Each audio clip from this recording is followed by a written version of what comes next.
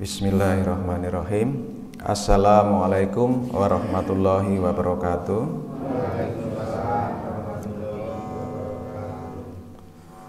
Alhamdulillah wa syukurillah wa la haula wa la quwata illa billah. Asyhadu an la ilaha illallah wa asyhadu anna Muhammadar Rasulullah. Allahumma sholli ala Muhammad wa ala ali Muhammad kama sholaita ala Ibrahim wa ala ali Ibrahim innaka Hamidum Majid. Bapak Ibu, kita awiti kajian wonten ing enjang menika kanthi sesangaran maos Sayyidul Istighfar. Bismillahirrahmanirrahim. Astagfirullah. Allahumma anta rabbi la ilaha illa anta khalaqtani wa ana abduka wa ana ala ahdika wa wa'dika mastata'tu a'udzu bika min syarri ma sana'tu abu'u laka bi nikmatika alayya wa abu'u bi dzambi faghfirli fa innahu la yaghfirudz dzunuba illa anta. Bapak Ibu jamaah salat subuh ingkang dipun rahmati Allah, alhamdulillah wonten ing enjang menika kita sami-sami saged dipun paringi kegiatan Allah Subhanahu wa taala kagem nindaki salah setunggalipun kewajiban kita inggih menika salat kanthi berjamaah, khususipun salat subuh. Shalawat dan salam mugi tansah katepaken dhumateng junjungan kita Nabi Agung Muhammad sallallahu alaihi wasallam, lumeber dhumateng keluarga, sahabat, lan mugi-mugi dumugi kita sedaya sehingga minjan wonten ing yaumil akhir kita saged pikantuk syafaatipun sarana keselamatan kita wonten ing akhirat samangke. Amin ya rabbal alamin. Lajengaken menapa ingkang kula aturaken wekdal kepengker, wekdal berbuka inggih menika bagaimana kita mendidik anak-anak seperti yang dilakukan oleh Rasulullah Shallallahu Alaihi Wasallam agar supaya generasi penerus putra putri kita dados putra putri ingkang soleh solehah, ingkang mensuri toladani bagaimana kehidupan Rasulullah Shallallahu Alaihi Wasallam. Kita bangsul pindah malih, kalau ben kita aturaken yang paling pokok dalam mendidik anak-anak itu adalah bagaimana kita menanamkan nilai-nilai tauhid pada diri mereka. Karena ini nanti yang akan menjadi dasar bagaimana anak-anak kita akan terbentuk kepribadiannya, kemudian akan terbentuk akidahnya. Karena salah satu yang paling utama dan nanti akan dinilai oleh Allah itu adalah bagaimana kita nantinya berakidah sampai meninggal. Kalau kita senantiasa memegang akidah sampai meninggal, insya Allah janji Allah keselamatan di akhirat ya. Tapi kalau sampai terlepas dari akidah, artinya murtad atau mungkin bisa juga syirik. Kalau murtad itu sudah memang beralih keyakinan ya, keluar dari Islam. Kalau syirik orangnya mungkin masih Islam tetapi melakukan hal-hal, tindakan-tindakan, amalan-amalan yang menyekutukan Allah. Itu sangat-sangat dilarang oleh Allah dan Allah murka dengan yang demikian, kemudian menyebabkan kecelakaan di akhirat nanti. Naudzubillahi min dzalik. Yang berikutnya, yang kedua, kemarin kita sampaikan mengajarkan ibadah kepada anak-anak kita semenjak dari usia dini. Nah, ini sudah terlihat di masyarakat Padasan bagaimana anak-anak kita itu sudah mulai diperkenalkan dengan tata cara ibadah dari sejak kecil. Bahkan sebenarnya ini bisa mulai dicontohkan oleh keluarga. Nah, ini mas-mas, mbak-mbak yang nanti juga akan berkeluarga sudah harus paham dari sekarang bagaimana nanti ketika anak itu terlahir, jangan sampai gagap sudah punya anak lali. Oh iya, ternyata ada beberapa nilai yang memang harus dipahami terlebih dahulu, sehingga dalam pendidikan ini dari dini tidak terjadi kekeliruan. Karena kalau terjadi kekeliruan dalam mendidik, menanamkan nilai-nilai akidah, menanamkan nilai-nilai ibadah, nanti tentunya akan membuat anak sulit untuk dibentuk secara akhlak maupun secara kepribadiannya sesuai dengan apa yang ditentukan Rasulullah, ya. Nah, sudah kita ajak anak-anak kita ke masjid dan sebagainya, kita senang-senangkan di masjid, tidak kita takut-takuti. Mereka itu melakukan apa saja di masjid, kita berikan apresiasi, jangan dilarang, ya kita kendalikan boleh harus, ya, tapi kemudian jangan sampai ada bentakan misalnya. Anaknya rame, diketok, weh rame, weh ning masjid ibadah malah rame. Bapakne iki ndito iki ora gelem. Nah, tidak perlu seperti itu. Tapi kita maklum karena mereka belum paham. Dengan mengkondisikan anak-anak itu senang untuk bersosialisasi, senang di masjid, nah ini akan secara tidak langsung memberikan banyak contoh-contoh bagaimana kita beribadah pada Allah. Pun di dalam rumah kita juga kemudian bisa bimbing anak-anak dengan kebiasaan-kebiasaan beribadah yang sederhana, doa-doa sederhana sebelum makan, sebelum tidur, doa kepada orang tua, cara sholat, dikenalkan dengan puasa, diajak berbuka, diajak makan sahur. Ya, makan sahur Bapak Ibu ini bukan sekedar kita membuat supaya kuat puasanya, tapi ada nilai ibadahnya. Sambil makan sahur diajak untuk berzikir, menghabiskan waktu sampai fajar. Nah, ini juga ada nilai-nilai ibadah yang kita bisa tanamkan pada anak-anak kita. Kemudian yang ketiga adalah membentuk kepribadiannya. Ini penting sekali Bapak Ibu. Kepribadian ini nanti yang akan membuat anak-anak kita itu di masyarakat bisa hidup dengan baik atau tidak, ya. Kemudian apakah mereka nanti akan menjadi orang yang bermanfaat atau justru membuat masalah, itu tergantung dari kepribadian anak-anak kita, ya. Rasulullah SAW di dalam tata cara mendidik anak ini telah menanamkan nilai-nilai moral melalui contoh-contoh baik agar diteladani. Oke, Bapak Ibu, kita ciptakan lingkungan keluarga yang hangat, penuh dengan kasih sayang. Jangan kita tunjukkan adanya kekerasan di dalam keluarga. Saling menghormati di dalam keluarga. Perhatian. Oke. Nah, kalau ada anak yang kemudian nyun sewu, orang tuanya belum memahami tentang bagaimana pembentukan pribadi anak, bisa saja ini nanti kemudian akan dicontoh dan terfiksasi. Anak-anak akan berkepribadian yang kurang baik, akhlaknya kurang baik karena pernah melihat contoh.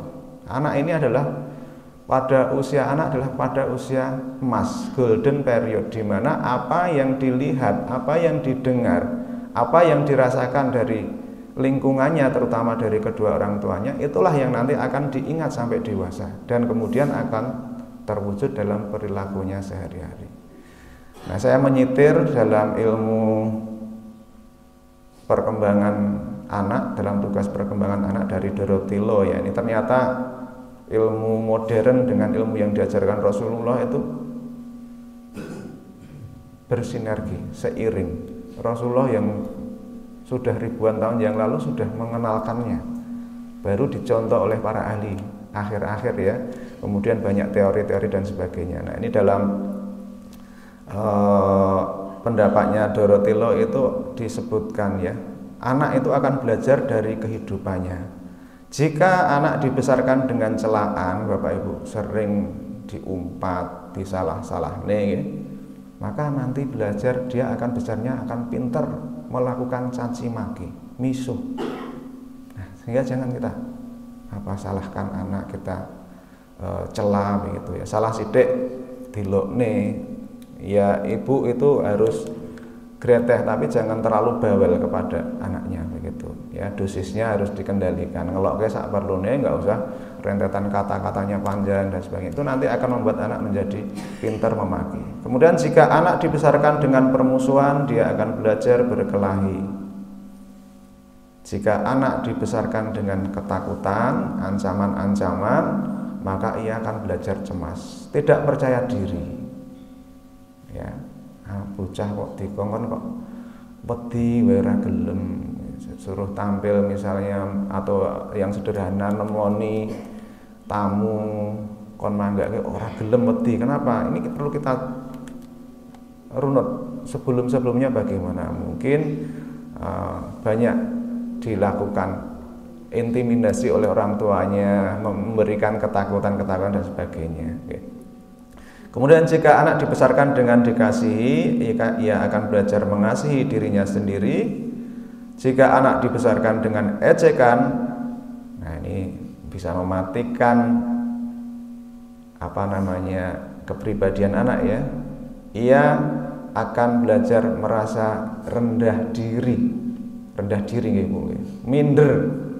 Beda dengan rendah hati. Kalau rendah hati itu baik pada orang lain, itu malah bagus. Tapi kalau rendah diri ini nggak bagus. Dikongkon opo rawani, minder ya, nggak percaya diri begitu. Kemudian jika anak dibesarkan dengan kecemburuan, ia akan belajar untuk iri hati. Jika anak dibesarkan dengan rasa malu, sering dipermalukan, ia akan belajar merasa bersalah. Jika anak dibesarkan dengan dorongan semangat, nah ini penting, disemangati gitu ya, maka anak akan belajar percaya diri, ora weden. Percaya diri, mampu mengatasi masalahnya, mampu memenuhi kebutuhannya. Jika anak dibesarkan dengan toleransi, ia belajar bersabar.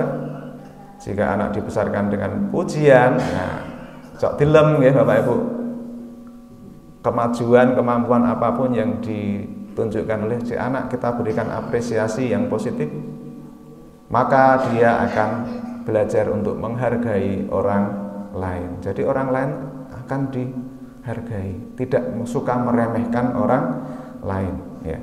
Jika anak dibesarkan dengan penerimaan, ditompo opo enenge dengan kelebihan dan kekurangannya, maka ia akan belajar mencintai. Jika anak dibesarkan dengan persetujuan, ia belajar untuk menyukai dirinya sendiri. Jika anak dibesarkan dengan pengakuan, ia belajar baiknya memiliki tujuan. Jika dibesarkan dengan berbagi, maka ia belajar untuk murah hati, loman. Nah, kulino awon duwe didungi sithik dan disuruh untuk berbagi, akhirnya juga akan terbentuk nanti menjadi care, jadi loman ya, pada sesama itu tidak pelit dan sebagainya. Kemudian jika anak dibesarkan dengan sebaik-baiknya perlakuan, maka ia akan belajar untuk berbuat adil. Kalau dibesarkan dengan ketulusan, tulus, ikhlas, nah anak ini akan belajar jujur. Nah ini semua adalah kembali bagaimana kita memperlakukan anak ya. Kemudian jika anak dibesarkan dengan kebajikan dan tenggang rasa, ia akan belajar untuk menghormati.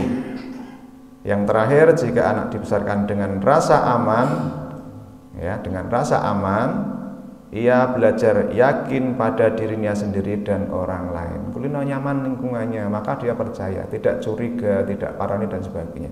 Bapak Ibu, di masyarakat itu seringkali terjadi patologi sosial maupun psikologis ya. Ada kadang-kadang kita temukan pasien-pasien dengan gangguan kejiwaan. Yang sering itu adalah cemas, takut ya. Banyak ya Bu yang berlebih cemasnya sampai dirawat di rumah sakit. Nah ini tentu kemudian kalau ditinjau secara kesehatan mental, ini pasti ada sesuatu yang dulu terfiksasi di masa kecilnya. Ya misalnya dibesarkan dari keluarga yang mohon maaf dengan istilahnya broken home misalnya, bapak ibu rame wae, ribut, sering ribut. Nah anak kemudian besarnya menjadi terganggu secara psikologisnya. Ya, kalau ini kemudian tidak mampu secara mental, dia bisa berkembang menjadi masalah kejiwaan, harus diobati, harus ditreatment dengan obat-obatan, dan itu kadang susah untuk dihilangkan. Menikah Bapak Ibu. Ya. Selanjutnya Rasulullah juga mengajarkan kepada anak tentang rasa tanggung jawab, dan yang terakhir adalah dengan mengajarkan akhlak kepada anak-anak kita. Ya, akhlak ini terbentuk juga dari bagaimana contoh orang tua kepada anak-anaknya, menanamkan rasa peduli, suka membantu, kemudian tertib dalam kehidupannya. Ini semua adalah contoh-contoh yang dicontohkan oleh Rasulullah dalam mendidik anak-anak. Makatan Bapak Ibu sekedhik menambahkan bagaimana kita mempersiapkan generasi dari anak-anak kita untuk menjadi generasi yang unggul, generasi yang robbani, yang selalu mensuri teladani Rasulullah. Dan ini kami kembali ingatkan untuk diri pribadi saya bahwa tanggung jawab pendidikan anak ini adalah tanggung jawab mutlak. Karena nanti tidak hanya di dunia kita akan melihat hasilnya, di akhirat juga akan dihisab, dipertanggungjawabkan, karena kita sudah diperintahkan untuk menjaga diri, menjaga keluarga dari siksa api neraka. Ya ayyuhalladzina amanu qu anfusakum wa ahlikum naro. Dan satu hal yang penting sekali, di samping kita berusaha, selalu harus kita bertawakal, bermohon pada Allah Subhanahu wa Ta'ala agar anak-anak kita itu dijadikan sebagai anak yang solih dan solihah. Tentu tidak lupa di dalam doa-doa kita setelah sholat, apalagi ini di Ramadan akhir, di waktu-waktu mustajab, bagian doa jangan kita lupakan untuk anak-anak kita. Rabbi habli minas sholihin, Rabbi habli minas sholihin. Makatan Bapak Ibu yang bisa saya sampaikan untuk pagi hari ini, mudah-mudahan ini bisa bermanfaat menjadi bekal kita semua. Kita akhiri dengan baca hamdalah bersama-sama.